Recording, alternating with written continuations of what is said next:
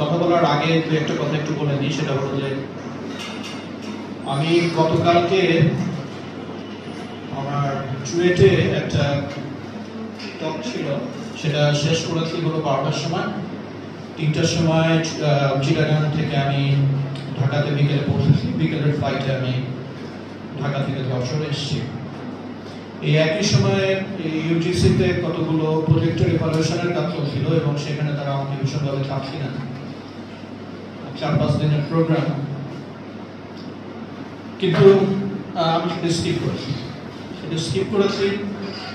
এটার কারণটা কি? এটার কারণ হচ্ছে যে physics very close to my heart, এটা আমি এনজয় করি। আর কপাল গুণে অথবা কপাল দোষে এখন আমার যে দায়িত্ব আমাকে পালন করতে হবে সেটা আমি এনজয় করি। তো এই সুযোগ ছেড়ে আমি ওই অ্যাডমিনিস্ট্রেটিভ বা ব্যুরোক্রেটিক কাজ আমি সেটাকে প্রিফার করিনি। এবং ইনফ্যাক্ট আমি কালকে আবার ঢাকায় ফিরে যাব। তারপরের দিন বাইকটা একটা খুব ইন্সপায়ারিং টক আমরা এনজয় করেছি এবং সেখানে অনেকগুলো ইস্যু চলে এসছে। Some of them are very close to science and technology. কিছু আছে philosophical issue, all those things. আমার নিজের একটা পয়েন্ট অফ ভিউ আছে এবং আসলে আমরা বিজ্ঞান কেন করি এটা নিয়ে বহু রকমের প্রশ্ন আছে। আমি মনে করি যে কেন করি এটার উত্তরটা আমাদের নিজেদেরকেই খুঁজে বের করি। আমি ফিজিক্স কেন? Because I feel I am good at it, আমি এটা পারি এবং আই এনজয় ইট ইমেন্সলি, অসম্ভব এটাকে ভালোবাসি। এই যে ছাত্রছাত্রীদের জন্য বলছি যে কিসে তুমি ভালো আর কি তুমি ভালোবাসো, সবকিছুর উপরে এটা হচ্ছে মূল।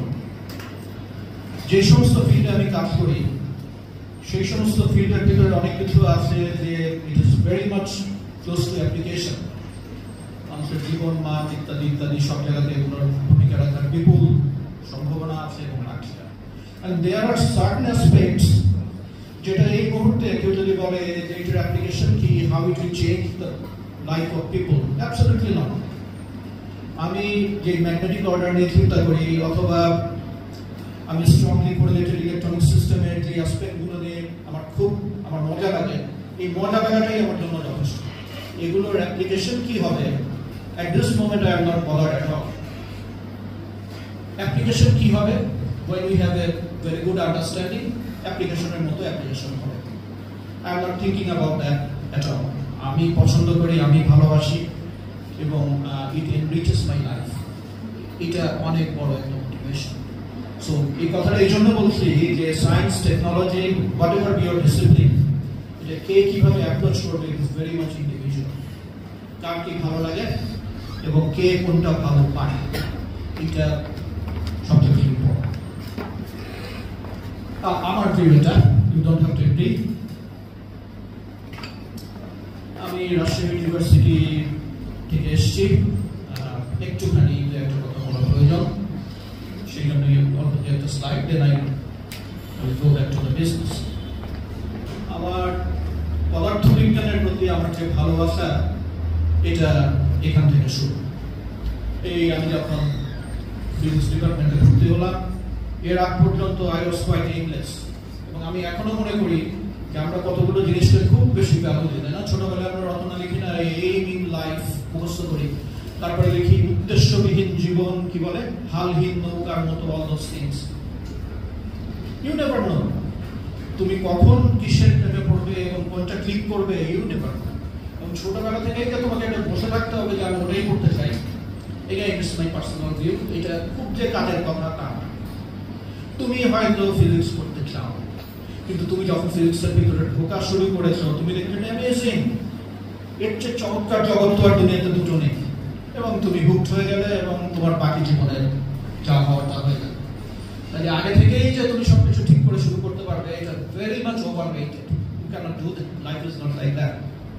তো এগুলো আমি একটু বলতে চাচ্ছিলাম। যেহেতু আজকে আমাদের যে টক, আমি খুব বেশি টেকনিক্যাল লেভেলে যাবো না, but physics will be there. তো ভালো লাগাটা খুব ভালো লাগে। রাজশাহী ইউনিভার্সিটিতে পড়াশোনা শেষে অনেকগুলো অপরচুনিটি আমার সামনে আছে। তার মধ্যে একটা হচ্ছে SIUC, এটা আমেরিকাতে একটা university, at the same time university of Illinois আরবানায়। আমি একটু আমেরিকাতে চলেও গিয়েছিলাম এবং একটা term I was a graduate student there. তারপর একই সময় এগুলো সবই parallel, I had an offer at Cambridge University এবং সেটা ওই সময় ছিল Interdisciplinary Research Center in Superconductivity, which eventually it was modified, and now এখন যদি কেউ Cavendish যায়, this is the quantum matter group, Cavendish Laboratory। আমি আমেরিকা থেকে কেমব্রিজ একটা আলাদা ধরনের টান আছে, তাহলে আমি আমেরিকা ছেড়ে দিয়ে ওখানে চলে যাই। আরো একটা জায়গা ছিল, আমি পরে বলবো। কেমব্রিজে পিএইচডি পরে আমি কিছু সময় ছিলাম MacDiarmid institute for advanced materials and nanotechnology. এটা নিউজিল্যান্ডের ওরা বলে ক্রাউন রিসার্চ ইনস্টিটিউশন, ন্যাশনাল, এবং তারা নিউজিল্যান্ডের একটা সেরা ইনস্টিটিউট বলে মনে করে এই পার্টিকুলার ফিল্ডে। আমি ওখানে কিছু সময় থাকার পরে আবারও কেমব্রিজে ফিরে আসি এবং সেই কেমব্রিজে থাকার কিছুদিন পর আমি দেশে ফিরে আসি। ইনফ্যাক্ট from 1998 to 2005 আমি এই নিউজিল্যান্ড, কেমব্রিজ এভাবে আমার দিন কেটেছে, কিছু সময় আমেরিকাতে।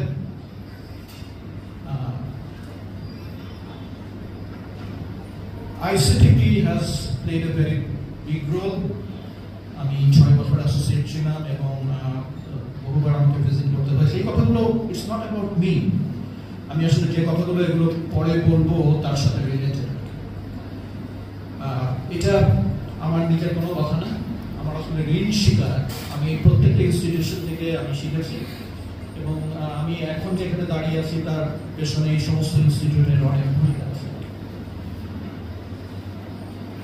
আমাকে ছেড়ে দিতে হয়েছিল, আমি যখন অনার্স পাস করি তখন ICTP একটা ডিপ্লোমা প্রোগ্রাম আছে, পোস্ট গ্রাজুয়েট ডিপ্লোমা, তবে অনার্স পাস করলেই অ্যাপ্লাই করা যায়, এটাকে DICTP বলে।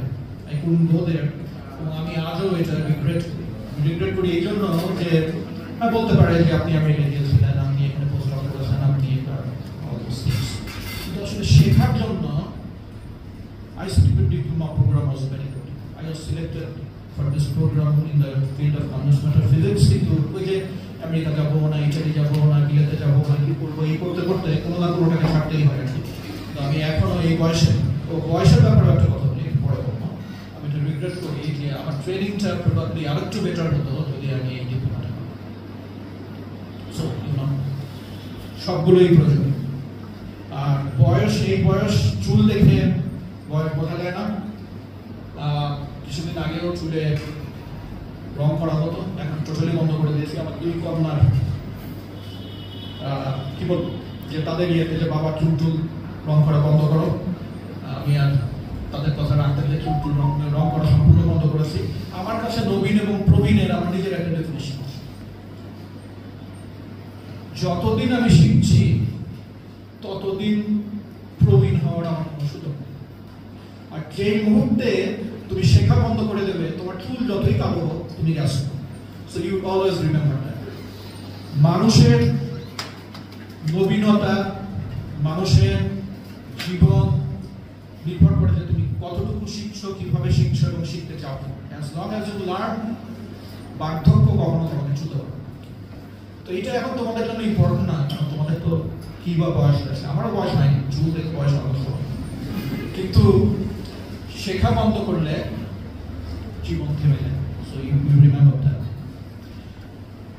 ওকে, যে ফিল্ডগুলো নিয়ে আমি কাজ করি, high temperature superconductivity, strongly correlated systems, topological insulator, topological system নিয়ে প্রবাবলি আমরাই প্রথম এই দেশে কাজ করা শুরু করেছি। প্রবাবলি ডেন্সিটি ফাংশনাল থিওরি, যেটা তোমরা অনেকেই করো, নোবেল ম্যাগনেটিক সিস্টেমস এবং ম্যাটেরিয়াল সায়েন্স, খুবই ব্রডলি যদি আমি বলতে চাই। আমাদের কিছু কাজ হয়েছে বলে মনে হয় এবং আমার গ্রুপের ছাত্রছাত্রীরা সারা দেশে ছড়িয়ে পড়েছে, দেশের বাইরে আছে, তারা কাজ করছে। সো আমি এখন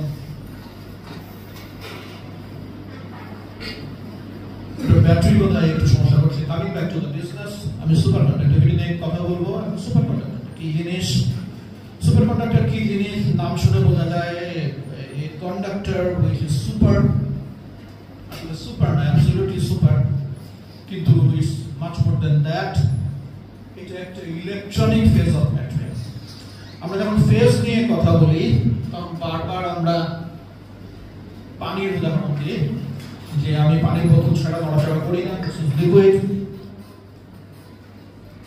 এই বোতলটার মুখটা খুলে গরম করা শুরু করলে will see it evaporate at some particular temperature আবার এটা রেফ্রিজারেটরের ভিতরে রেখে দিলে will see that it will become frozen বরফ হয়ে যাবে তো এই ধরনের ফেজ ট্রানজিশন যেগুলোর ফিজিক্যাল চেঞ্জটা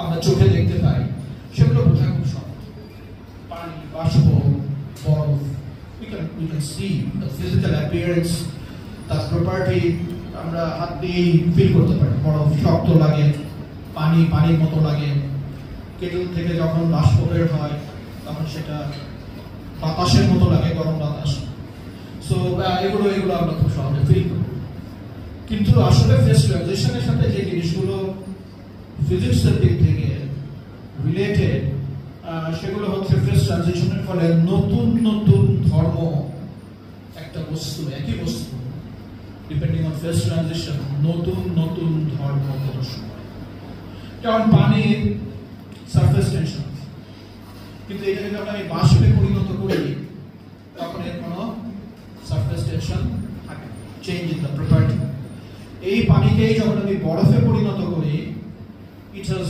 modulus of rigidity পানির কোনো modulus of rigidity নাই so all those things the properties are changed এর পেছনে যে জিনিসটা আছে সেটা গুরুত্বপূর্ণ এবং electronic phase of a material তাহলে superconducting state is a particular electronic phase of a material এখানে কি পানির মতো এটা কি appearance চেঞ্জ করে একটা টেম্পারেচারে না এটা যদি সুপারকন্ডাক্টর হয় if I cool it down it will be look the same ঠিক এরকমই এটাকে দেখাবে এটা দেখতে কোনো পরিবর্তন হবে না কিন্তু এর বৈশিষ্ট্যের বিচারে অনেক বড় পরিবর্তন হবে so this is a phase transition in the electronic system সবচেয়ে সহজ উদাহরণ কি এর একটা খুব সহজ উদাহরণ আমরা সবসময় আমরা দেখিনি কিন্তু আমরা জানি যে if you have a piece of ferromagnet যেটা spontaneous magnetization আছে এবং তার ম্যাগনেটিক প্রপার্টি আমরা দেখি এটাকে যদি গরম করি তাহলে at particular temperature it will not show the spontaneous magnetism anymore magnet দিয়ে একটা লোহাকে টেনে রেখে দিয়েছি আমি ম্যাগনেটটাকে গরম করছি ফট করে একটা টেম্পারেচারে লোহাটাকে ছেড়ে দেবে আর ধরে রাখবে না সো ম্যাগনেটের অ্যাপিয়ারেন্স কি চেঞ্জ হয়েছে চেহারা কি চেঞ্জ হয়েছে চেহারা চেঞ্জ হয়নি ওই আগে যেরকম ছিল এখনো তেমন আছে কিন্তু সাম প্রপার্টি হ্যাজ চেঞ্জ ড্রাস্টিক্যালি এবং এটাও কিন্তু একটা ইলেকট্রনিক ফেজ ট্রানজিশনের এক্সাম্পল সুপারকন্ডাক্টর এই ঘটনাটা ঘটে এবং যেটা বলছিলাম যে whenever there is a phase transition হয় কোনো নতুন প্রপার্টি অ্যাপিয়ার করবে অথবা কোনো একটা significant property will not see that any longer যে কোনো ফেজ ট্রানজিশনের সাথে this is very important physics অত্যন্ত ইম্পর্টেন্ট ফিজিক্স এই জায়গাটা মনে রাখতে হবে whatever be the phase ট্রানজিশনকে থার্মোডাইনামিক্যালি বিভিন্নভাবে ভাগ করা যায় first order second order third order so on তোমরা যারা থার্মোডাইনামিক্স পড়ছো তাদের এটা জানার কথা আর কি কিন্তু সমস্ত ফেজের জন্যই একটা পার্টিকুলার প্যারামিটার আছে যার নাম হচ্ছে order parameter what ever be the phase এই ফেজের জন্য একটা অর্ডার প্যারামিটারকে ডিফাইন করতে পারতে হয় যারা ভালো ফিজিসিস্ট তারা বুঝতে পারে যে অর্ডার প্যারামিটারটা কি হবে ইটস নট ট্রিভিয়াল এবং এই অর্ডার প্যারামিটারের দিকে তাকিয়ে আমরা বলি যে ফেজ ট্রানজিশন হলো কি হলো ফেজ ট্রানজিশনের অর্ডার আছে যেমন আমি যে উদাহরণটা দিয়ে শুরু করেছিলাম পানি থেকে বাষ্প অথবা পানি থেকে বরফ this is first order phase transition এখানে ল্যাটেন্সিটা রাখা আছে ভলিউম চেঞ্জ হয় আরো বৈশিষ্ট্য তো এই যে ঘটনাগুলো ঘটে সেখানে সবসময় যে জিনিসটা একেবারে একটা হার্ট হৃদয়ে যে জিনিসটা থাকে সেটা হলো সিমেট্রি। তো আমি সেটা একটু বলবো যে সিমেট্রি কিভাবে আসে।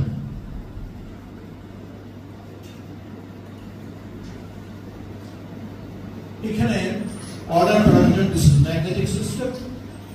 এটা থেকে আমরা কিছু ধারণা করতে পারি একটা magnet, this is piece of magnet. আমি যদি এটাকে 25 টেম্পারেচারের নিচে নেমে যাই, then it will show spontaneous magnetization. চুম্বক হয়ে যাবে, বাড়ি থেকে কোনো ম্যাগনেটিক ফিল্ড তৈরি হবে। চুম্বক হয়ে যাওয়ার অর্থটা কি? অর্থটা হলো এর ভিতরে যে ম্যাগনেটাইজেশন আছে, magnetic moment per unit volume, এই ম্যাগনেটাইজেশনের value at a particular temperature suddenly 0 থেকে নন জিরো হয়ে যায়। তার মানে এই যে আমার যে ম্যাগনেটিক মোমেন্ট গুলো আছে সেগুলো অ্যালাইনমেন্ট হওয়ার একটা প্রবণতা থাকে। এটা হলো অ্যাভারেজ ম্যাগনেটাইজেশন। এই টেম্পারেচারের নিচে যদি তুমি চলে যাও, then you will see this, the magnetic moments are trying to get aligned at a certain direction. তাহলে এখানে অর্ডার প্যারামিটারটা কি? অর্ডার প্যারামিটার হচ্ছে magnetization itself is the matter. যে স্পন্টানিয়াসলি যে মুহূর্তে তুমি ম্যাগনেটাইজেশন পাওয়া শুরু করলা, তুমি বুঝলে যে এটা ইলেকট্রনিক ফেজ ট্রানজিশন হচ্ছে এবং মোমেন্ট গুলো সব একই দিকে মুভ করে দাঁড়ানোর একটা কাজ শুরু করে দিচ্ছে। So this is the order parameter. তুমি যখনই এই transition temperature, this is the ferromagnetic transition temperature, এদিকে চলে গেলে না আর কোনো অ্যাভারেজ ম্যাগনেটিক মোমেন্ট নাই। তার মানে কি? এই অর্ডার থেকে এইখানে মোমেন্ট গুলো এখন কমপ্লিটলি র্যান্ডমলি ওরিয়েন্টেড। আমি যদি ওখানে গড় মোমেন্ট বের করতে চাই, অ্যাভারেজ উইল বি 0। গড় মোমেন্ট যেটা বের করেছি সেটা কোথাও নন জিরো, কোথাও 0, at the point of demarcation is the transition temperature Tc, at T equals Tc এই ঘটনাটা ঘটছে। তাহলে অর্ডার প্যারামিটারের জন্ম হচ্ছে কোথায়? at T equals Tc। এর নিচে চলে গেলে ফাইনাইট ম্যাগনেটাইজেশন পাওয়া যাচ্ছে, এর উপরে চলে গেলে পাওয়া যাচ্ছে না। and magnetization itself is the order parameter। এটাই বলে দিচ্ছে যে আমার ম্যাগনেটিক মোমেন্ট সিস্টেম গুলো অর্ডার না disorder. This first transition,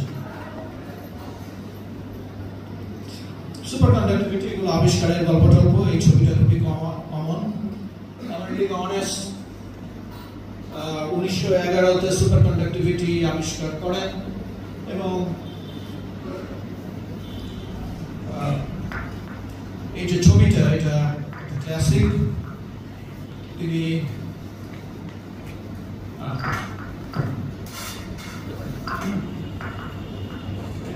Nobel prize পান 1913-তে এবং সুপারকন্ডাক্টিভিটির আবিষ্কারটা আসলে very closely related to the Discovery না, ডিসকভারিও বলা যায়, লিকুইড হিলিয়াম। লিকুইড হিলিয়াম শুধু সুপারকন্ডাক্টিভিটির ডিসকভারির জন্য যে নিয়ামক হিসাবে ছিল তা না, মোর ইম্পর্টেন্ট, বেশি ইম্পর্টেন্ট হচ্ছে it was the beginning of low temperature physics. Low টেম্পারেচারের ফিজিক্সের আসলে সত্যিকার অর্থে লো টেম্পারেচার ফিজিক্সের জন্ম হচ্ছে from the liquefaction of the helium. Low temperature physics একটা অসম্ভব ইম্পর্টেন্ট ব্রাঞ্চ অফ ফিজিক্স। এই কথাটা এখানে বলা হয়েছে যে ইন্ডাস্ট্রিয়াল স্কেলে helium production, liquid nitrogen production, এগুলো আসলে প্রথম উদাহরণ যে আমাদের পদার্থবিজ্ঞানের ল্যাবরেটরির সাথে পরীক্ষণের সাথে কি করে ইন্ডাস্ট্রিগুলো যুক্ত হলো। এর আগে কিন্তু আমরা বলি না যে একাডেমিয়া ইন্ডাস্ট্রি কোলাবোরেশন, এর আগে এই ধরনের উদাহরণ ছিল না। এটা অনেক কিছুই শুরু হলো। সুপারকন্ডাক্টিভিটি আবিষ্কারের আগে ফিজিসিস্টদের থিওরি তো ছিল, সিন্স দে আর থিওরিজ, তাদের নিশ্চয়ই একটা ধারণা ছিল যে আমরা যদি টেম্পারেচার কমাতে থাকি তাহলে একটা মেটালের রেজিস্টিভিটি কি হবে অথবা কন্ডাক্টিভিটি কি হবে, এবং 3 ধরনের ধারণা ছিল। এবং এটা খুব মজার যে তারা ভাবতেন যে আমরা টেম্পারেচার কমালে আমি ছাত্রদের জিজ্ঞেস করি, তোমাকে যদি এ পিস অফ ম্যাটেরিয়াল দেওয়া হয় এবং তোমাকে যদি জিজ্ঞেস করা হয় এটা মেটাল না সেমিকন্ডাক্টর 100% নিশ্চয়তার সাথে না, বাট অনেকটাই নিশ্চয়তার সাথে তুমি বলতে পারবে কি করে, যদি গরম করো, গরম করার সাথে সাথে যদি রেজিস্টিভিটি বাড়ে তাহলে এটার নাম কি হওয়া উচিত, আর যদি গরম করো আর দেখো যে রেজিস্টিভিটি কমছে, তার মানে কন্ডাক্টিভিটি বাড়ছে, তাহলে তুমি বলো যে এটা সেমিকন্ডাক্টর। এর কারণ আছে তোমরা জানো না আর কি, যে generation of electrons and holes across the band gap আর অল দোজ থিংস, এবং মেটালের জন্য স্ক্যাটারিং এর ডমিনেন্ট রোল। তো যেটা বিজ্ঞানীরা ভাবতেন যে যেহেতু টেম্পারেচার কমালে মেটালের কন্ডাক্টিভিটি বাড়তে থাকে, তো ভালো, আমি যদি টেম্পারেচার কমাতে থাকি তাহলে আস্তে আস্তে মেটালের কন্ডাক্টিভিটি বাড়তে থাকবে, since the thermal scattering will go down.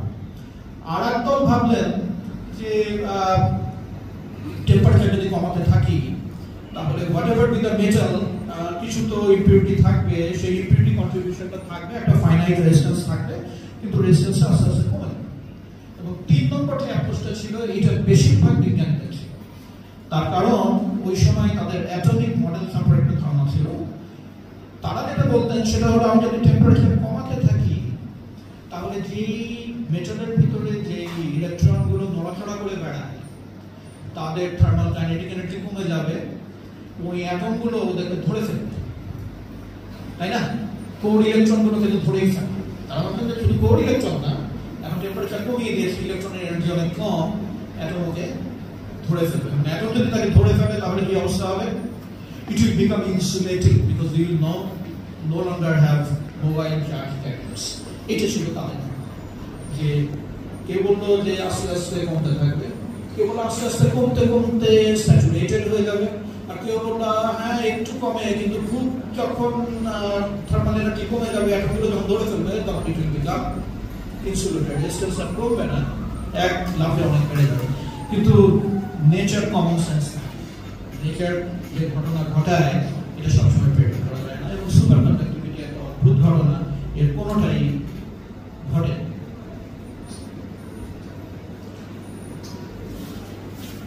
আমি যদি এলিমেন্টগুলোর দিকে তাকাই, আমাদের পেরিয়ডিক টেবিলের বহু এলিমেন্ট আছে যারা সুপার কন্ডাক্টর, এখানে দেখানো হয়েছে। আমরা দেখতে পাচ্ছি যে আসলে এইটা যে সময় করা হয়েছে কয়েক বছর আগে, now we have more superconductors in the elemental form. The elemental form is superconductivity, the transition temperature is quite low. এবং সুপারকন্ডাক্টিং ফ্যামিলির কথা যদি বলি, অনেক ফ্যামিলি আছে, again this list is not exhaustive, আরো অনেক নতুন নতুন সুপারকন্ডাক্টর আসছে, আগামী systems, topological সুপারকন্ডাক্টরস।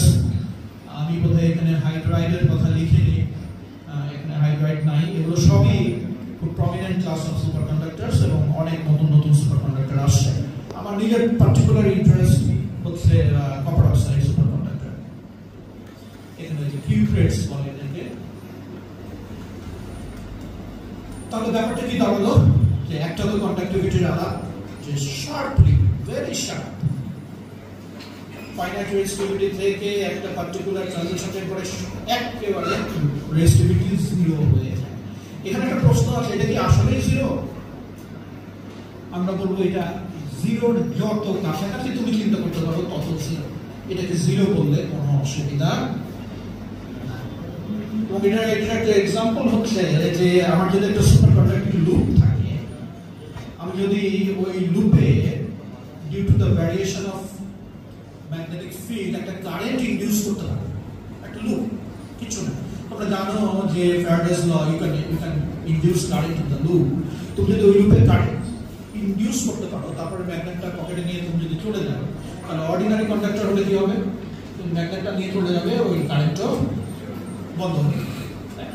In the super conducting loop তুমি এই কারেন্টটা যদি ওই লুপে ইনডিউস করতে পারো, কারণ 5 বছর পরে এসে যদি দেখো ঠিক ওই কারেন্টটাই ফ্লো করছে, এতটুকু দিকেই তুমি ধরতে পারবে। তো ঠিক আছে, তুমি 10 বছর পরে আসো, আবারও তুমি ওই একই কারেন্ট, তুমি বললে যে আমার পক্ষে আসার সমস্যা, আবার নাতির নাতি এসে দেখে যান, সে এসে যদি ল্যাবে দেখে the temperature is maintained. So we actually current that. In fact, it's possible to maintain that current for millions of years. So no dissipation, a current decay line. It's perfect conductor in every sense to this condition that we maintain. আরেকটা ব্যাপার যেটা আছে which is very important, যে তোমরা জানো যে magnetic ম্যাটেরিয়ালগুলোর আমরা যে ক্লাসিফিকেশন করে দিয়েছি, diamagnet, paramagnet, ferromagnet, there are many other classifications, অ্যান্টিফেরোম্যাগনেট, কিন্তু ব্রডলি যদি তুমি বলো তাহলে মোটামুটি এই চারটার ভিতরে আমরা করা যাবে। এই যে ডায়াম্যাগনেটিজম যেটা আছে, superconductors are the only compounds in the whole universe which is perfect diamagnets. Superconductivity বৈশিষ্ট্য তুমি ল্যাবে এক্সপেরিমেন্ট করলে এবং তুমি দেখলে একটা পার্টিকুলার টেম্পারেচারে ফট করে রেজিস্টিভিটি জিরো হয়ে গেছে, তুমি বলে superconductor nobody will take that. কেউ তোমার এই দাবি মেনে নেবে না, বলবে যে মাইসনার এফেক্টের কি খবর, তোমার এই কম্পাউন্ডটা কি পারফেক্ট ডায়াম্যাগনেটের মতো আচরণ করে? যতক্ষণ পর্যন্ত তুমি দুটো বৈশিষ্ট্যই না দেখাতে পারবা, এটাকে কেউ সুপারকন্ডাক্টর হিসাবে স্বীকৃতি। ট্রু সুপারকন্ডাক্টরের এই দুইটা বৈশিষ্ট্য থাকতে হবে, একটা হলো কন্ডাক্টিভিটি ইনফিনিটি, ইনফাইনাইট অথবা রেজিস্টিভিটি জিরো, আর একটা হচ্ছে below a certain magnetic field it is a perfect diamagnet. এবং এর ফলে যে জিনিসটা ঘটে, ওই যেটা বলে ডায়াম্যাগনেট কি করে, ম্যাগনেটিক ম্যাটেরিয়াল একে অপরকে কি করে, আকর্ষণ করার ক্ষমতা আছে, বিকর্ষণ করার ক্ষমতা আছে, depending on the polarity. Diamagnet সবসময় বিকর্ষণ করে। ম্যাগনেটিক ফ্লাক্স লাইন তোমরা দেখতে পাচ্ছ যে ইন দ্য নর্মাল স্টেট ওই বলটা হলো আমার স্পেসিমেন, যখন তোমার টেম্পারেচার সুপার কন্ডাক্টিং টেম্পারেচারে ট্রানজিশন টেম্পারেচারের উপরে magnetic fields getting through the going through the compound, যখনই তুমি সুপার কন্ডাক্টর হয়ে যাবা সে আর ভিতরে ম্যাগনেটিক ফিল্ড লাইনগুলোকে ঢুকতে দেবে, ঠেলে বাইরে সরিয়ে দেবে। এই ছবিতে দেখতে পাচ্ছ কনসিকুয়েন্সটা কি, ওই যে একটা সুপার কন্ডাক্টিং চাকতির উপরে যদি তুমি ওই সুমো কুস্তিগিরকে বসিয়ে দাও, দাঁড় করিয়ে দাও, আর নিচে যদি একটা সুপার কন্ডাক্টর থাকে, ও বেচারাকে সে ওই ম্যাজিক কার্পেটের মতো সে উপরে তুলে দেবে। This is magnetic levitation. তুমি আমাকে যদি এই ফ্লোরটা যদি সুপার কন্ডাক্টর কি বলে ম্যাগনেটিক হতো, আমি যদি একটা রুম টেম্পারেচার সুপার কন্ডাক্টরের উপরে দাঁড়িয়ে থাকতাম, তাহলে ওই যে আলাদিন দেখেছো না তোমরা, ম্যাজিক কার্পেটের উপর ঘুরে বেড়ায়, আমি this is magnetic levitation. It is superconductivity at the বৈশিষ্ট্য, and this is a consequence of electronic phase transition. Electromagnetic gauge symmetry বলে একটা symmetry আছে, once that symmetry is broken, magnetic field superconductor ভিতরে ঢুকতে পারে। এই যে এখানে এটা হরদম বাচ্চাদের যখন বিভিন্ন ল্যাবে রাখা হয় এটা দেখা হয় যে এখানে নিচেরটা সুপার কন্ডাক্টর, উপরেরটা একটা ম্যাগনেট ম্যাগনেটিক ম্যাটেরিয়াল একটা, ওইটা ধরো ম্যাগনেটিক্যালি লেভিটেটেড। আমরা মানুষ হিসাবে খুব নিষ্ঠুর, স্যারের কথায় এই কথাগুলো আর ইয়ে সামটাইমস হোয়াট দে ডু, এটা একদম করা ঠিক না এবং এখন আর করে না। আর শুরুর দিকে যে কাজটা করতো সেটা হলো যে একটা ফ্রোজেন ব্যাংকে লিমিটেড করা, কারণ ব্যাগের ভিতরে কাইন্ড অফ আমাদের শরীরে আমাদের হিমোগ্লোবিনে সুপার কন্ডাক্টিং ডিভাইস আছে, যেগুলো squid it has magnetic moment. তো ওই আমার শরীরে যেটুকু ম্যাগনেটিজম আছে সেটুকু খাটিলে সেটুকু দিয়েও যদি খুব হালকা হতো না মশামাছির মতো, তাহলে এটাকে লিমিটেড করা যেতে পারে। ঠিক দেহটা আগে করা ঠিক না, তাই না? কোনো ব্যাংকে অকারণে এগুলো করাটা সভ্যতার সাথে যায় না। আচ্ছা, তো সুপার কন্ডাক্টরগুলো আবার দুই ভাগে ভাগ করা যায়। আমরা একটা ভাগকে বলি টাইপ 1, একটাকে টাইপ 2। টাইপ 2 ভিতর দিয়ে কিছু ম্যাগনেটিক ফিল্ড লাইন ঘুরতে পারে, বলা হয় সার্টেন ম্যাগনেটিক ফিল্ড। আমরা বলি lower critical field. Lower critical ফিল্ডের চেয়ে উপরে যদি ম্যাগনেটিক ফিল্ড দেওয়া যায় তাহলে কিছু ফিল্ড লাইন ভিতরে ঢোকে এবং সেই ফিল্ড লাইনগুলো এগুলো quantized lines of magnetic field, এগুলোকে বলে ভোর্টিসেস। এখানে সেটার একটা ইমেজ তৈরি করা হয়েছে, আপনি সি যেটি চমৎকার ভাবে ম্যাগনেটিক ফিল্ড লাইনগুলো ঢুকেছে এবং একটা প্যাটার্ন তৈরি করেছে। এটা ইয়ে করে দেন, এই যে these are the field lines, পুরোটার ভিতর দিয়ে ঢোকেনি, কিছু কিছু জায়গার ভিতর দিয়ে ঢুকেছে। আমি একটু ডিটেইলে যাব না, অনেক কথা বলতে হবে। এর পিছনে কারণ হলো আসলে এনার্জির খেলা। সুপারকন্ডাক্টর কেন ম্যাগনেটিক ফিল্ডের ভিতরে ঢুকতে দেয় না? কারণ ম্যাগনেটিক ফিল্ডের ভিতরে ঢুকতে দিলে টোটাল যে এনার্জিটা দাঁড়ায় তার তুলনায় ম্যাগনেটিক ফিল্ডকে যদি আমি বাইরের দিকে ঠেলে দিই আমার এনার্জেটিক্যালি সুবিধা হয়। আবার after certain magnetic field superconductor বলে যে আমি সবাইকে ঢুকতে দিব না, দুই একটাকে যদি আমি ঢুকতে দিই তাহলে আমার টোটাল এনার্জিতে সুবিধা হবে। So this is the picture. এখানে দেখতেই পাচ্ছ দুই রকমের ক্রিটিক্যাল ফিল্ড আছে, একটা হলো লোয়ার ক্রিটিক্যাল ফিল্ড, একটা হচ্ছে আপার ক্রিটিক্যাল ফিল্ড। ক্রিটিক্যাল ফিল্ড আমি কিছু বলিনি, এখন একটু বলি। ক্রিটিক্যাল ফিল্ড হচ্ছে সেই ফিল্ড যে ফিল্ডের উপরে সুপারকন্ডাক্টিং প্রপার্টি শো করতে পারে। তাহলে ম্যাগনেটিক ফিল্ড অ্যাপ্লাই করে কিন্তু সুপারকন্ডাক্টিং প্রপার্টি ডিস্ট্রয় করে দেওয়া যায়। এবং এগুলো সবই নোবেল প্রাইজের পাচ্ছে। কন্ট্রাস্ট ম্যাটার ফিল্ডস বেশি এবং এই স্ক্যাটারিং এর জন্যই এই ঘটনাগুলো ঘটে। এবং কেন স্ক্যাটারিং এর কারা এর পিছনে আছে? এর মধ্যে আসলে ইলেকট্রন স্ক্যাটারিং। আমরা জানি যে একটা ইলেকট্রন যখন আরেকটা ইলেকট্রনের কাছাকাছি আসে, ইভেন দূরে থাকলে coulomb interaction is long ranged, একে অপরকে বিকর্ষণ ছড়িয়ে। This is scattering. ইলেকট্রন এবং ফোনন, তোমরা ফোননের কথা সবাই জানো যে আমাদের যে আয়নগুলো আছে একটা ল্যাটিস পয়েন্টস, এরা যখন ভাইব্রেট করে দুইটি থার্মাল এনার্জি, তারা একটা ফোনন ফিল্ড তৈরি করে। This is a quantum of lattice vibration অথবা mechanical vibration, whatever you want to say. Electron এবং ইম্পিউরিটি এরাও একে অপরকে স্ক্যাটার করে। কেন করে? তুমি যাচ্ছ, যেতে যেতে তুমি যাচ্ছিলে ভালোই, হঠাৎ করে দেখলে এখানে একটা sofa, you have to change your direction না? এবং এগুলো সবই কিন্তু আসলে কুলম্ব ফিল্ডের consequence. So this are scattering. এই স্ক্যাটারিং এর ফলে রেজিস্টিভিটি তৈরি হয় এবং কন্ডাক্টিভিটি বিকামস লিমিটেড। তাহলে কি হলো? স্ক্যাটারিং এর সাথে রেজিস্টিভিটি এবং কন্ডাক্টিভিটির একটা সম্পর্ক আছে। এবং সুপারকন্ডাক্টিং স্টেটে, তার মানে আমি যখন বলছি যে ইনফাইনাইট কন্ডাক্টিভিটি, তখন স্ক্যাটারিং কি ইফেক্টিভ না ইনএফেক্টিভ? কি মনে হয় ছাত্রদের, কি মনে হয়? সুপারকন্ডাক্টিং স্টেটে স্ক্যাটারিং কাজ করে না। যদি কাজ করতো তাহলে রেজিস্টিভিটি থাকতো। কেন স্ক্যাটারিং কাজ করে না? তার কারণ নর্মাল স্টেটে আমার যে চার্জ ক্যারিয়ার গুলো আছে, they move kind of independently. কেন কাইন্ড অফ বলছি? আসলে কেউ অ্যাবসলিউটলি ইন্ডিপেন্ডেন্ট না। কিন্তু তুমি মাছের বাজারে ঢুকেছো এবং তুমি মাছের বাজারে অনেক ভিড়, তুমি দেখছো তোমার চলাফেরা কিন্তু অন্য যারা আছে তাদের চলাফেরা দিয়ে নিয়ন্ত্রিত, তাই না? তুমি কি ইচ্ছা করে ওখানে দৌড়াতে পারো? মাছের বাজারে তুমি দৌড়াতে পারো। কিন্তু সুপারকন্ডাক্টিং স্টেটে the electrons, all the superconducting electrons, they come into a single quantum state, এবং এটাকে আমরা বলি ম্যাক্রোস্কোপিক কোয়ান্টাম স্টেট। এদের সবার নড়াচড়া becomes coordinated।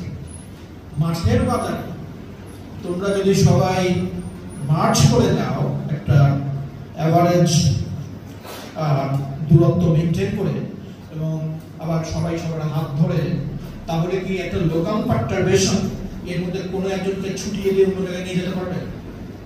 That is what happens. এটাকে আমরা বলি কুপার পেয়ার। ইলেকট্রন গুলো পরস্পরের সাথে পেয়ার ফর্ম করে এবং তাদের চলাফেরাটা হয়ে যায় কোঅর্ডিনেটেড, এবং সেটাকেই আমরা বলি সিঙ্গেল কোয়ান্টাম স্টেট। নর্মাল স্টেটে প্রত্যেকটি ইলেকট্রনের জন্য একটা আলাদা আলাদা ওয়েভ ফাংশন আছে। সুপারকন্ডাক্টিং স্টেটে যতগুলো ইলেকট্রন সুপারকন্ডাক্টিং স্টেটে আছে, কুপার পেয়ার ফর্ম করেছে, তাদের জন্য একটি মাত্র কোয়ান্টাম স্টেট।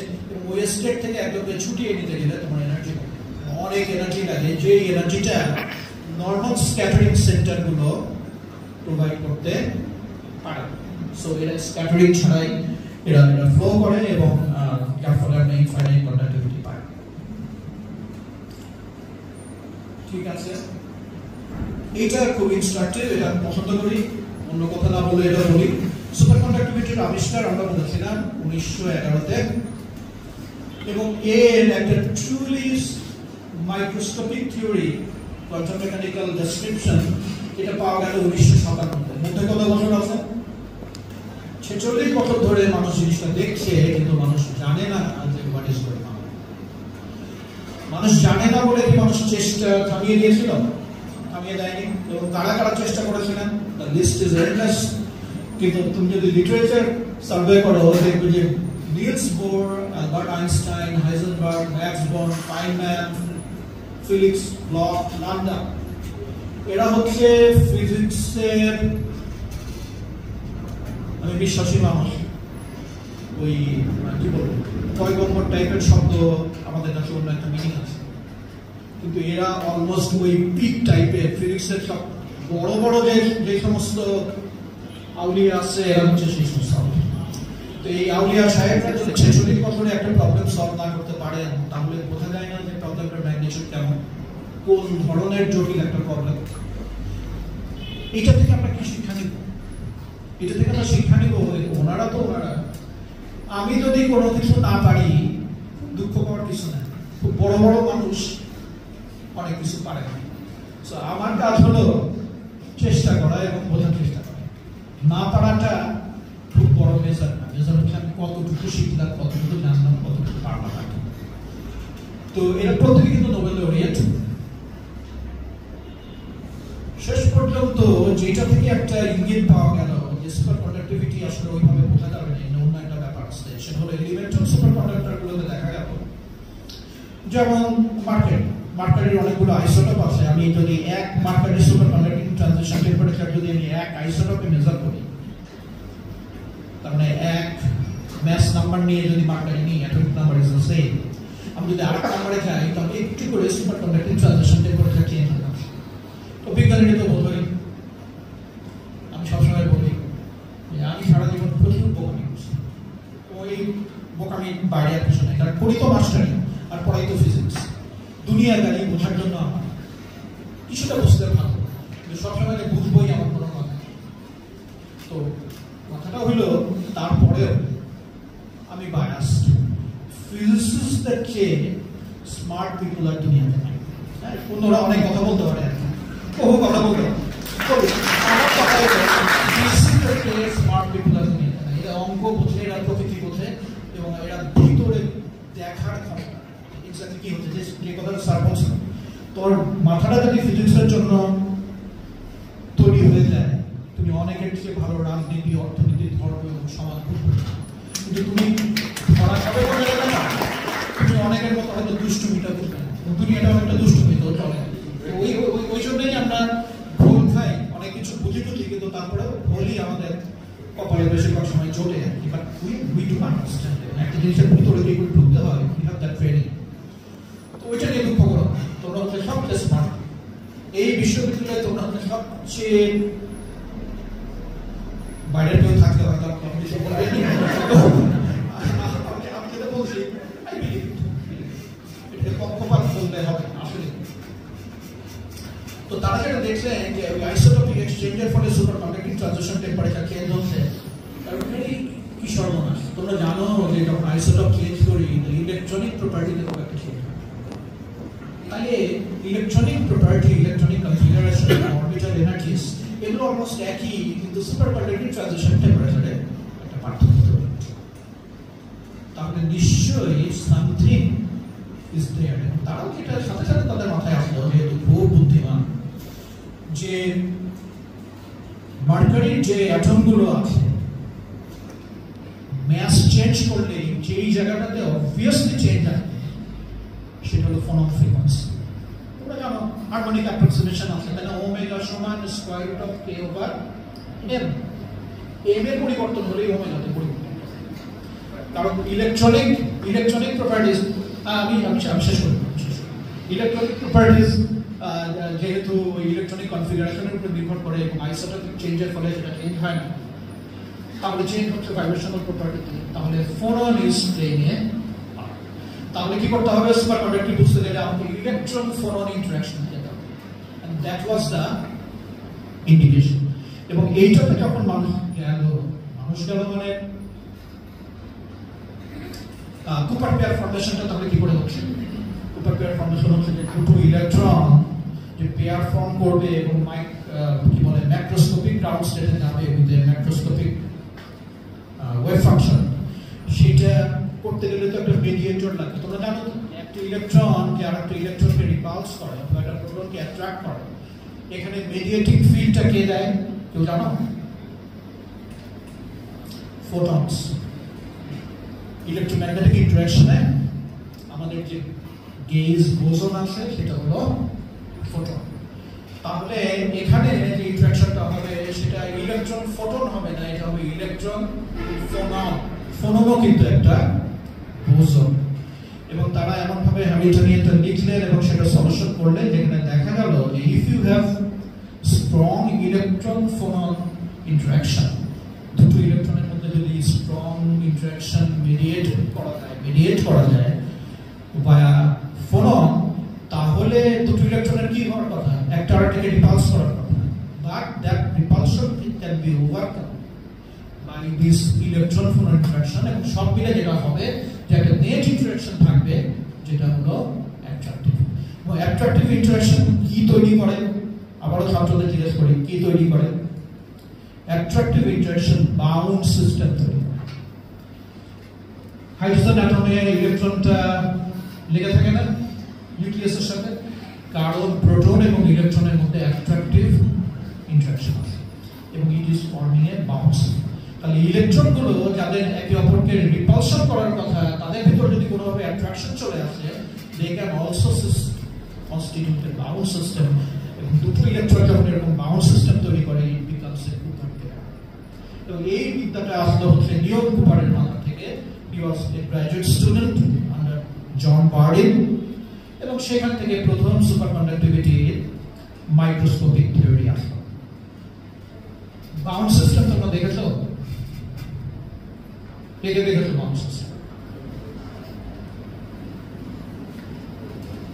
তোমরা সবাই বাউন্ড সিস্টেমের মধ্যেই আছো। একটা লাভ দিয়ে দেখো তো বাউন্ড সিস্টেমের মধ্যে আছো কি। তো এই যে বাউন্ড সিস্টেমের মধ্যে আছো, হ্যাঁ, আর্থ এবং তোমার ভিতরে একটা বাউন্ড সিস্টেম। ফিজিক্স তো শিখতে হবে বাবা, ওই এটা ওটা করে তো লাভ নাই। তোমাকে বুঝতে হবে যে কি ঘটনা ঘটছে। এবং বাউন্ড সিস্টেমের মধ্যে আসলে তার প্রমাণ কি হয়েছে? লাভ দিলে আবার নিচে চলে আসতে হবে, ছুটে চলে যাওয়া যায় না। এবং এই বাউন্ড সিস্টেমের পিছনে কে কাজ করছে? গ্র্যাভিটি। এবং গ্র্যাভিটির নেচার কি? Always attractive. So where there is attraction, there is this possibility of formation of bound system. আমরা অনেকগুলো স্লাইড আছে, আমি অনেকগুলো স্লাইড নিয়ে আলাপ করবো না। এগুলো হচ্ছে ফাইনম্যান ডায়াগ্রাম এবং এটা খুব বিচ্ছিরিভাবে আঁকা আছে, তো দেখতে ভালো লাগে। এইভাবে আঁকা ঠিক না, ওই যে অ্যারো ট্যারো ইত্যাদি ইত্যাদি, লাইনগুলো মোটা, প্রত্যেকটারই কিন্তু সিগনিফিকেন্স আছে আর কি। তো একটা মোটা জিনিস, এটা একটু বলি, আর 5 মিনিট কথা বলবো, হার্ডলি 10 মিনিটস। সেটা হলো যে এই যে সুপার কন্ডাক্টরের কথা বলেছি, আমরা দেখি খুব মজা। Nature is so full of surprises and wonderful things, magical. সবচেয়ে ভালো মেটাল কোনগুলো? কপার, সিলভার, আয়রন, এগুলো খুব ভালো মেটাল, তাই না? অসম্ভব ভালো পরিবাহিতা এদের। এরা কিন্তু সুপার কন্ডাক্টিভিটি শো করতে চায় না। আমাদের তো একটা ধারণা ছিল যে সুপার কন্ডাক্টিভিটির চেয়েও ভালো, এবং টেম্পারেচার কমালে বিভিন্ন সিস্টেম সুপার কন্ডাক্টরে পরিণত হয়। এরা তো আগে থেকেই ভালো, তো এরা তো খুব ভালো সুপার কন্ডাক্টর হবে, আগে থেকেই ভালো, লেখাপড়ায় ভালো। তো কিন্তু হয় কেন হয় না? কারণ এরা তো খুব ভালো কন্ডাক্টর। এর পিছনে কারণ হলো যে এখানে স্ক্যাটারিং বেশি না কম? স্ক্যাটারিং কিসে কিসে হয়? ইলেকট্রন এবং ফোটনের মধ্যেও হয়। এখানে স্ক্যাটারিং কম বলে এরা ভালো কন্ডাক্টর। এখানে ইলেকট্রন ফোটন ইন্টারঅ্যাকশন শুরু থেকেই উইক, এবং ওই উইক ইলেকট্রন ফোটন ইন্টারঅ্যাকশন দিয়ে কুপার পেয়ার ফর্মেশন। ভালো হলেই যে শেষ পর্যন্ত ভালো হবে এমন কোনো কথা নাই। তোমরা যারা ফার্স্ট ইয়ারে বেশি ভালো করোনি, তাদের চান্স আছে যে তোমরা শেষ পর্যন্ত খুব ভালো করবা। আর ফোর্থ ইয়ার পর্যন্ত যারা ভালো করছো, এমন কোনো গ্যারান্টি নাই যে তোমরা সুপার কন্ডাক্টর হইতে পারবে। সো কিপ অন ট্রাইং, ঠিক আছে? অনেক ধরনের ব্যাপার আছে। আচ্ছা,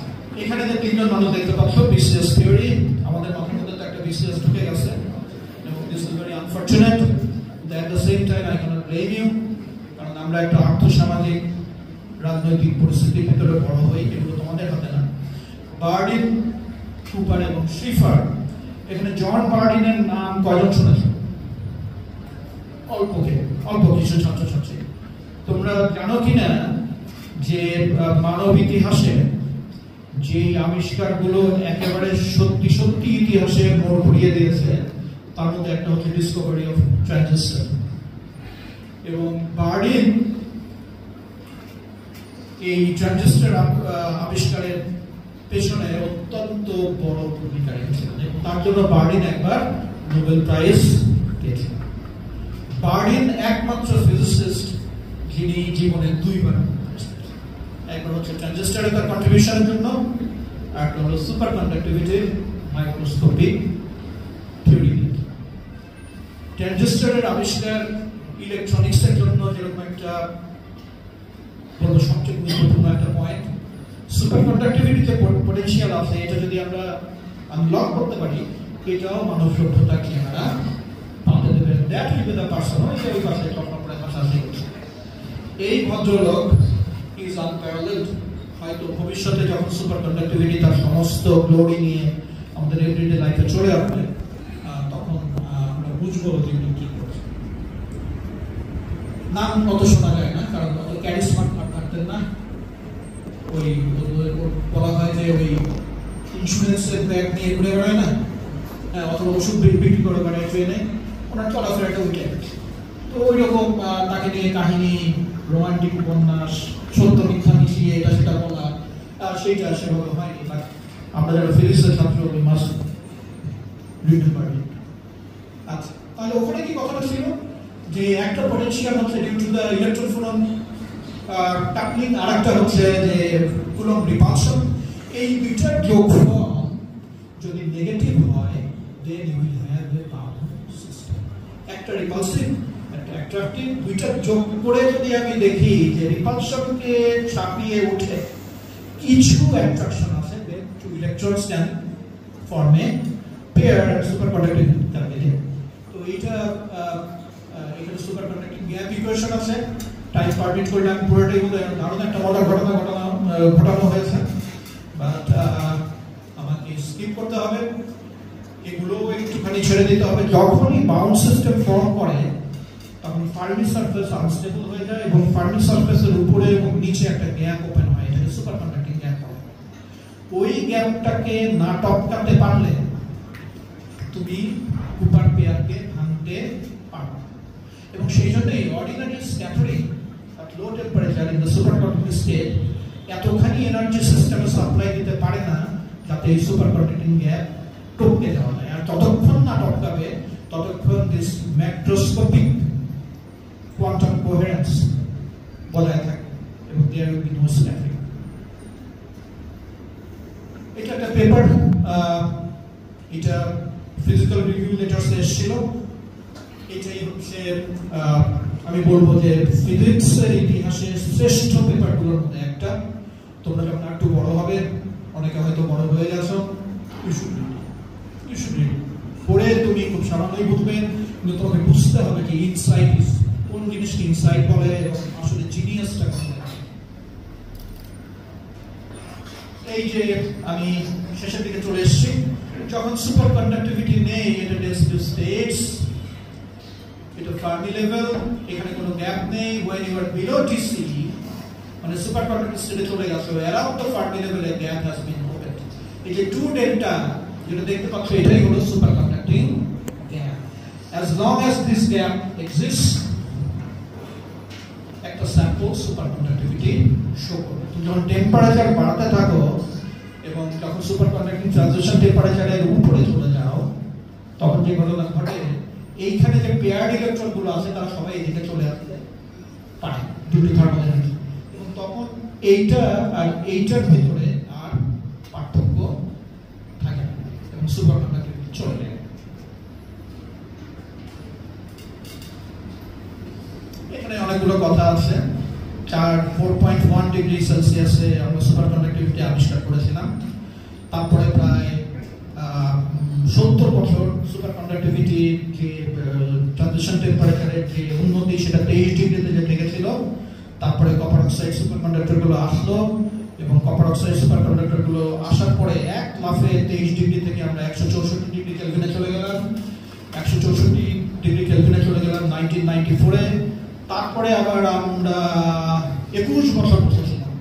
21 বছর পরে হাইড্রাইড সিস্টেমে আমাদের সুপার কন্ডাক্টিভিটি আবার এক লাফে 200 ডিগ্রি কেলভিনের উপরে চলে গেল।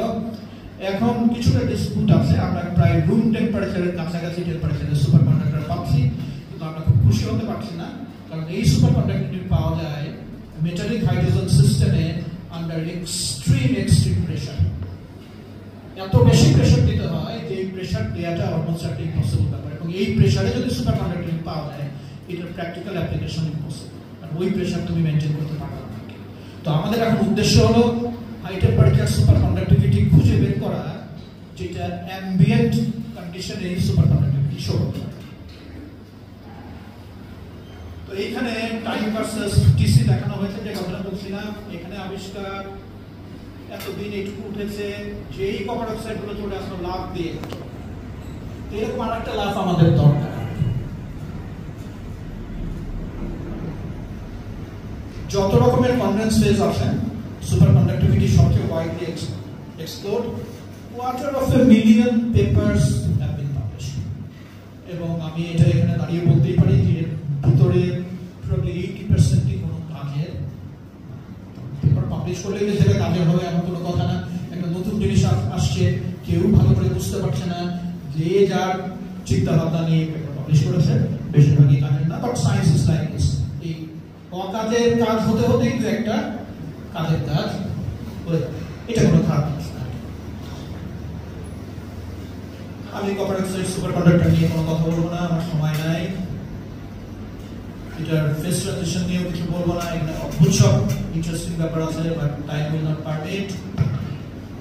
পুরো ফিজিক্সের টোটাল স্পেকট্রামটাকে নেচার এই কপার অক্সাইড সুপার কন্ডাক্টরের ভিতরে ঢুকিয়ে দিয়েছে, এর মধ্যে সব কিছু আছে, এবং these are strongly correlated electronic systems. এটার ফিজিক্স বোঝাটা আজকেও একটা চ্যালেঞ্জ, প্রায় 40 বছর হচ্ছে আমরা এগুলো নিয়ে আর আলাপ করি না। অর্ডার প্যারামিটার নিয়েও আমি আর কিছু বলবো না। সুপার কন্ডাক্টিভিটি ফ্রম রিপালশন, এই কথাটা বলি, একটুখানি বলি, 1 মিনিট বলবো মাত্র। ফিজিক্স পড়তে গেলে এটাও মাথার মধ্যে রাখতে হবে যে তুমি যা কিছু শিখেছো সবকিছু সাথে তোমার একটু লবণ মেশাতে হবে। তুমি যেমন শিখেছো তেমনই যদি বারবার নিতে থাকো, কোনো না কোনো জায়গায় তুমি আটকাতে পারো। এতক্ষণ আমি যে আলাপ করলাম যে বাউল সিস্টেম ফরমেশনের জন্য কি দরকার, অ্যাট্রাকশন দরকার। এই স্লাইডে আমরা বলছি সুপার কন্ডাক্টিভিটি আসতে পারে, ইউ ক্যান স্টিল ফ্রম বাউল system from repulsion, you can. কিন্তু সেইটার কলা কৌশল নিয়ে যদি আমি এখন কথা বলতে চাই তাহলে অনেক সময় চলে যাবে। কলা কৌশলটা হচ্ছে এই যে কে স্পেস, তোমরা বোঝো কে স্পেস বোঝো, রিয়েল স্পেস তো রেসিপ্রোকাল স্পেস জানা না, brilliant zone, momentum space. Momentum স্পেসে যে কোনো একটা পয়েন্টে সুপার কন্ডাক্টিং গ্যাপ ফাংশনটা তৈরি হয় অন্য সমস্ত পয়েন্টের কন্ট্রিবিউশন। মানে তোমার যে লাইফ, তুমি খুব ভালো, কিন্তু তোমার লাইফ তৈরি করার পেছনে তোমার শিক্ষকরা আছেন, বাবা মা আছেন, বন্ধু বান্ধব আছেন, তারপরে তুমি যাই করো না কেন তুমি একা। ঠিক তেমনি সুপার কন্ডাক্টিং গ্যাপ ফাংশন যেটা তৈরি হয় সেটা আর সমস্ত পয়েন্ট সেখানে কন্ট্রিবিউট করে, এবং সেখানে এমন কলা কৌশল করা সম্ভব যে রিপালশন থেকেও বাউন্স ব্যাক ফরওয়ার্ড।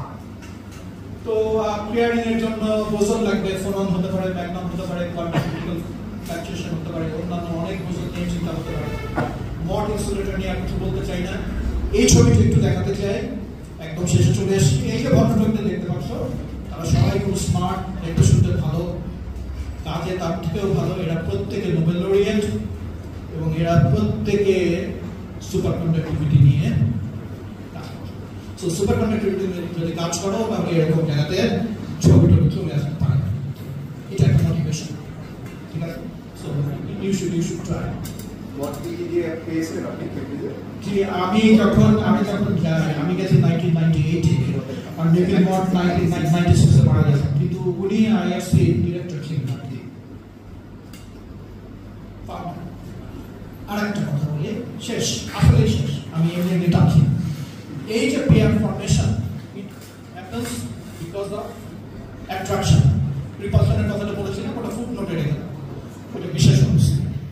তাহলে এই যে নিউক্লিয়ার ফিজিক্স পড়েছো, নিউক্লিয়াসের ভিতরে যে নিউট্রন গুলো আছে, যে প্রোটন গুলো আছে, এখানে যে নিউক্লিয়ার ফোর্স, এটা অ্যাট্রাকটিভ না রিপালসিভ? তার মানে ওখানে কি সুপার কন্ডাক্টিভিটির মতো পেয়ার ফর্মেশনের একটা সম্ভাবনা আছে? Of course there is. In fact neutron star, যেখানে কোরটাতে শুধু নিউট্রন থাকে, সেখানে ওরকম একটা super fluid state of neutron তৈরি হয়। এবং এখানে সুপার কন্ডাক্টিভিটি ট্রানজিশন টেম্পারেচার নিয়ে আমাদের খুব চিন্তা, না 10 ডিগ্রি কেলভিন না 100 ডিগ্রি কেলভিন। কিন্তু আমি যদি ব্যারিয়নিক সুপার কন্ডাক্টিভিটির কথা বলি, অথবা নিউট্রন স্টারের সুপার কন্ডাক্টিভিটি, সুপার ফ্লুইডিটির কথা বলি, তো চার্জ থাকলে সুপার কন্ডাক্টরি হয়ে যাবে। ওইখানে যে পেয়ার ফর্মেশনটা হয়, এবং সেই পেয়ার ফর্মেশন যে টেম্পারেচারে হয়, billions and billions of degree. তো আমরা কয়েক ডিগ্রি কেলভিন নিয়ে কান্নাকাটি করছি, কিন্তু প্রকৃতি সুপার ফ্লুইড স্টেট তৈরি করে রাখছে, যেখানে এই transition temperature is billions of degree kelvin. মজার কোনো শেষ নাই। এবং এই মজা যে একবার পেয়ে গেছে, এই মজা পাওয়ার একটা সবচেয়ে বড় আমার যে অভিজ্ঞতা, এরকম মজা পাওয়ার পরে ক্ষুদ্রতার চর্চা করাটা খুব কঠিন, স্বার্থপরতার চর্চা করাটা খুব কঠিন। কি নিয়ে তুমি তোমার কোন জিনিস নিয়ে তোমার করে বেড়াতে হবে, কাউকে ল্যাম্প মারতে হবে, কারো আগে কারো ছোট, কি পুরো ইউনিভার্সটা একদম ফিলস দ্যাট খেলা খেলা, আর তুমি সেই খেলা বাদ দিয়ে এইখানে এইসব খেলাটি করে বেড়াবা, such a waste of life. তো এই জন্য আমি বলি যে যাকে একবার ফিজিক্সে ধরেছে তাকে লাকি আর কেউ নাই। আর কি, ইউ ট্রাই টু বি